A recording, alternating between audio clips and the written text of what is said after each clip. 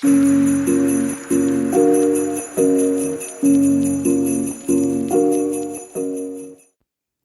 everyone, welcome back to my channel. We are continuing our 12 Days of Christmas, and we are going to be stripping it up, to quote Miss Laura Bassen.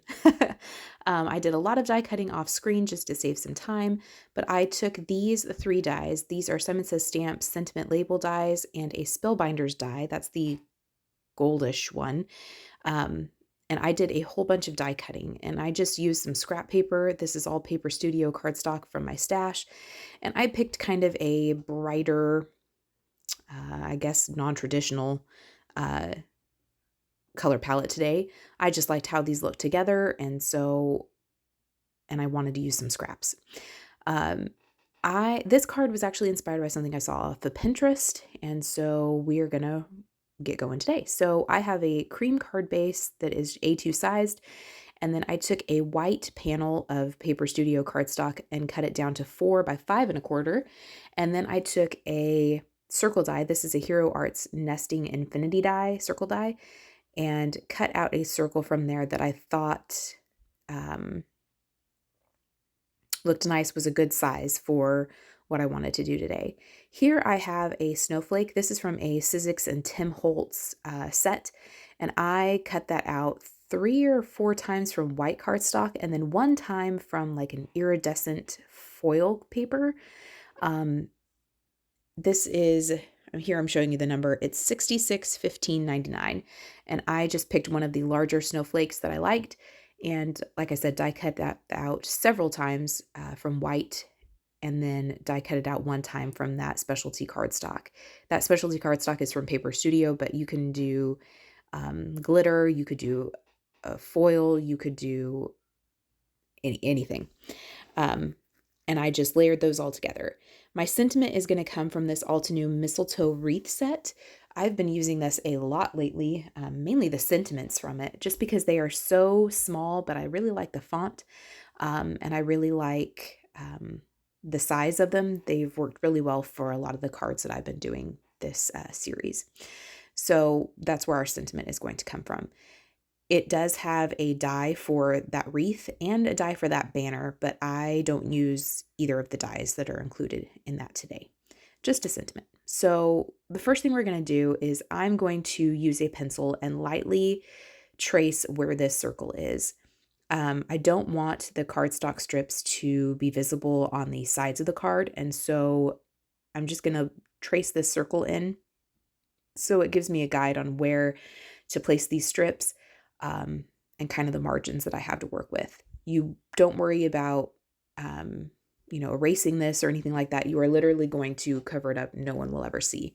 I am also going to just put some little tick marks kind of on the inside of the corners. Again, just to make sure that when I trim off these strips that I'm not trimming too much off or not enough. So I'm going to take just some tape runner. You could use a liquid glue here if you wanted to, but this is just a whole lot faster. Here I'm just kind of trading up the order that I'm going to have these go in. There are 3 different sizes or widths of these strips here. I did that just so it would have a little more interest. You could definitely use your paper trimmer and make this more random. You could use your paper trimmer just to do your strips in general. Or if you have sentiment strips, dies like this, definitely use those. Use what you've got, or what you have time and patience for. So here I've just placed a whole bunch of this adhesive, dry adhesive all over. You could use a tape runner or like sticky strips, double-sided, like tear and tape type stuff. Score tape, that's the word I'm looking for. I just chose this. You could use liquid glue. I just chose this for ease and convenience. And all I'm doing is trying to be mindful of where my circle is and where my little tick marks are for the sides of the paper. And I'm just randomly doing different widths just to give a little more interest. And I'm making sure that I butt each of these up so that the cream card base does not show through. And I'm just going to continue to do that until I fill in all of this circle. You would think it'd be very tedious and time consuming, but it's really not. Conversely, you could also put your adhesive on the strip itself. I just chose to put it all over the card base itself.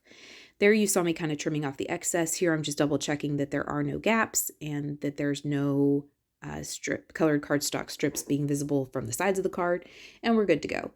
At this point, if you wanted to make this a shaker card, you absolutely could. That would be super fun.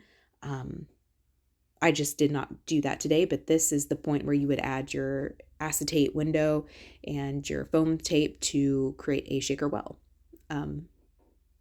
Also an option, also would be super pretty. So here I'm just trying to figure out what kind of sentiment I want to use and kind of figure out placement. I fiddled with this for an exorbitant amount of time, but I eventually settled on one. So I took that white sheet off of my card, put it inside my MISTI, and stamped my sentiment. And I used some Simon Says Stamp Positively Saturated ink in the color Lucky. That matched the green really well, and I kind of wanted to bring in more green. I felt like we had plenty of pink, plenty of red, and I didn't necessarily want to do the teal. Try to kind of rein in my dislike for like traditional red and green. And so I did decide to just go ahead and use the clover. So I do decide to pop this up. Again, if you wanted to make this a shaker card, you absolutely could. I didn't. I just wanted this front panel to kind of pop off of the card base just a little bit. And so I'm using Altenew Instant Dimension foam tape to do this. For these sides, the left and right side, it's a little bit narrower. So I'm just taking some nonstick scissors and cutting right down the middle of that tape to give me a narrower strip.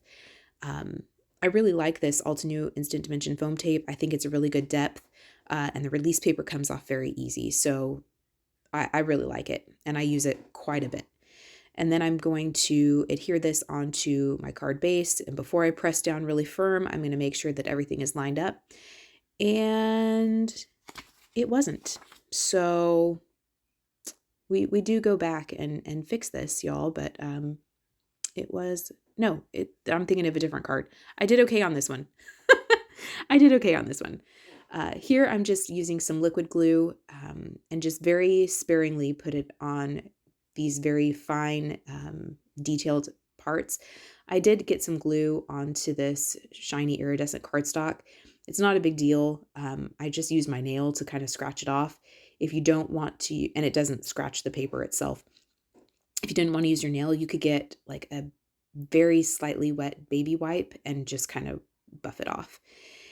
And then that is it. I didn't add any other embellishments. I thought that there was enough color, enough interest, and so I didn't add anything else to it, but that is the finished card project. So I hope you're enjoying this series so far. If you've missed any videos, I hope you'll take the time to go back and look at the rest. And until then, we will see you next time. Bye.